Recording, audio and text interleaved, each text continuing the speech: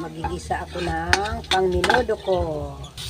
Lagyan ko ng kamatis kasi hindi na ako maglalagay ng tomato sauce sa aking minodo kasi nakakaumay ko pag may tomato sauce. Iuuna ko yung atay pagisa para matanggal yung lansa. Lalagyan ko ng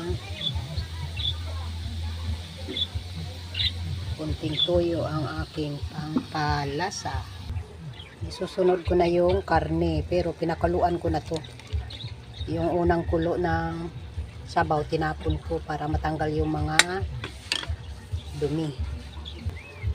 Susunod ko na yung carrots para sabay-sabay nang maluto. Tapos patatas. Lalagyan ko rin ng Sprite. Ito yung pangpalambot ko para matamis-tamis na siya. Ayan, malapit na maluto ang aking minodo.